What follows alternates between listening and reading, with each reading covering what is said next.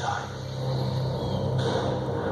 In 1513, during the Spanish conquest of the Americas, the indigenous people of the area guided Vasco Núñez de Balboa through that path right up to the Southern Sea. This was the first time a European ever sighted the Pacific Ocean. The advantages of establishing a transit route through the Isthmus of Panama became evident immediately, and the first permanent Spanish mainland settlement of the American continent was established on Panama's Pacific coast. As the years went by, the path became a golden route. Between 1531 and 1660, 60% of all the gold that was shipped to Spain from the New World crossed the Isthmus of Panama. In 1821, Panama declared its independence from Spain, and following the leadership and vision of the liberator Simón Bolívar, it decided to voluntarily join the Greater Colombia. During the 1848 gold rush, the path became a popular route for those who were moving to California to pursue their fortunes. In view of the global economic and strategic potential of the route, and after signing an agreement with Colombia, in 1880, France began the construction of a sea-level canal through Panama. Ferdinand de Lesseps, the legendary builder of the Suez Canal, undertook the venture of uniting the Northern Sea and the Southern Sea. In other words, the Atlantic and Pacific Oceans. After 20 years of arduous work, and struggling with an inhospitable climate, an unyielding jungle, and against diseases and financial difficulties, the French abandoned the titanic undertaking. On November 3rd, 1903, Panama declared its separation from Colombia, and 15 days later, it signed a treaty with the United States for the construction of an interoceanic canal. Over 45,000 men and women, most of them from the West Indies, worked for 10 years on a project of colossal dimensions.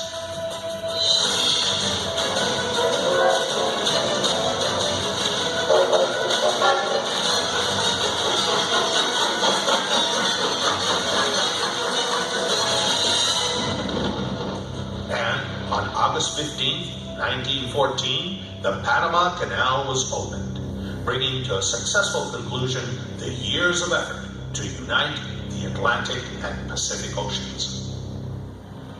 It was then that the path became a canal. As of 1914, the United States operated and administered the canal, while exercising control over the areas immediately adjacent to the waterway. However, right from the moment the 1903 treaty was signed, Panamanians demanded the recognition of their sovereign rights over the whole territory of the Republic. The most critical point in the relationship between both nations was reached on January 9, 1964, when Panamanian students raised the flag in the zone under U.S. jurisdiction. This incident triggered riots that resulted in a tragic outcome for Panamanians.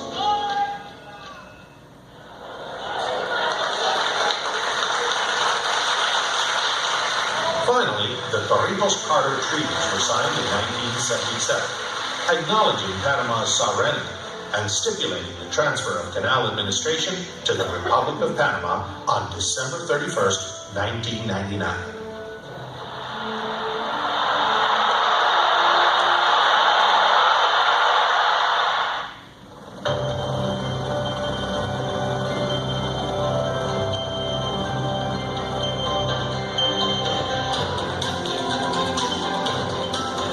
Once under Panamanian stewardship, the canal faced the challenge of increasing the profitability of its operation. This was required to generate revenues for the country, while addressing the increasing demand for its services.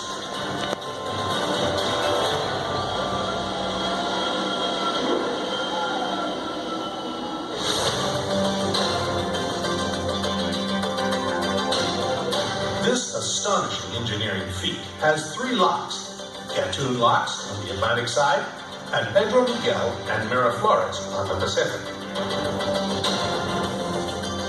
These locks operate as water elevators that raise the ship from sea level, either on the Pacific or the Atlantic, to the level of Gatun Lake, 26 meters above sea level, in their transit of the channel through the continental divide.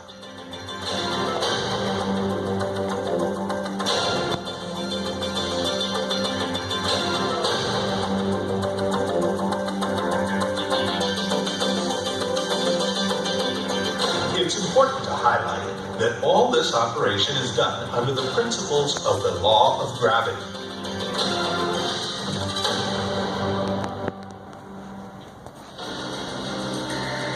The Panama Canal works around the clock. It's estimated that between 35 and 40 vessels transit the 80-kilometer waterway every single day in a journey that takes approximately 8 to 10 hours.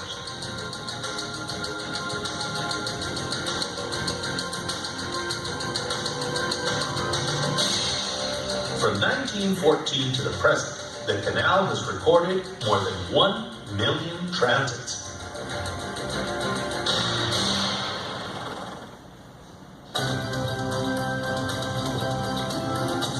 Every day, the need to expand the operating infrastructure of the waterway became more evident. Bigger locks were required to accommodate bigger ships, the post-Panamax vessels. After several years of thorough analysis, the canal expansion proposal was presented to the country and approved by Panamanians in a national referendum. Works under the expansion program were officially started on September 3, 2007, in the area of Paraíso, located on the banks of the canal. The project includes the building of 2 new sets of locks, one on the Pacific and the other on the Atlantic side, capable of handling more and bigger ships. The new locks will have sliding gates. In order to save water and guarantee the future conservation of its resources, water reutilization basins will be used.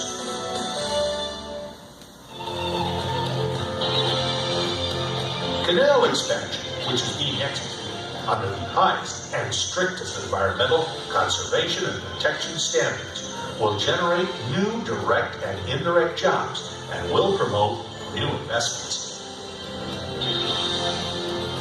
These factors will encourage multiple and various economic activities under the umbrella of modernization, the transfer of technology, and the improvement of the quality of life in the country. The canal is an attraction due to its modern and grand engineering works, and also for the efficiency and thoroughness of its operation, which results from the talent and dedication of the country. When we accepted the challenge of taking over the canal, we also committed ourselves to doing it better every day. And so it has been done. Panama is a small country with big dreams. It is a country that is proud of its men and women, who are confident about their future, and who have a very special responsibility to keep the waterway operating to facilitate international trade. Because this is the Panama Canal, the world's